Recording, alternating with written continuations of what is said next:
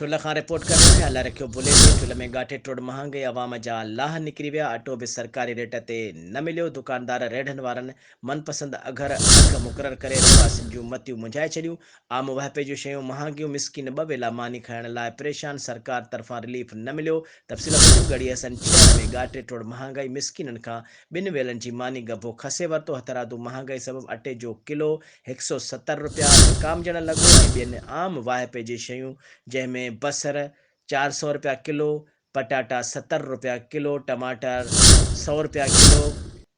मारू ₹80 किलो, मटर ₹160 किलो ऐं वाङण ₹100 किलो, तेल गिहु लीटर ₹500 ऐं सुपर चांवर किलो ₹400, मिर्च ₹600 किलो विकामजण लॻा। छियासी चांवर ₹300 किलो, खंडु ₹150 किलो विकामजण लॻी, मुर्गी ₹600 किलो विकामजण लॻी, जॾहिं त मच्छी ₹400 फ़ी किलो जे हिसाब सां अघ मुक़ररु कया विया आहिनि। ॿिए पासे हथरादू महांगाई मिसकिननि जो जंजाल करे छॾियो आहे। इन सिलसिले में नजब सरकी, मीर हज़ार सरकी, अकबर मायरी, हज़ार ख़ान बंगलानी, अवैस सरकी, नदीम सरकी मंसूर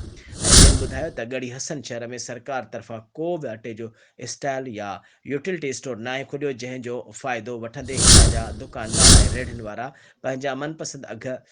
मढ़े असां मिसकिननि सां नाजाइज़ी करे कई थी वञे। हुननि चयो त मुख़्तियारकार ACT तरफ़ां रेट लिस्टुनि ते अमल नथो करायो वञे ऐं सब्ज़ी फ्रूट्स समेत दुकानदार बि पंहिंजा अघ वसूल करे मानीअ जो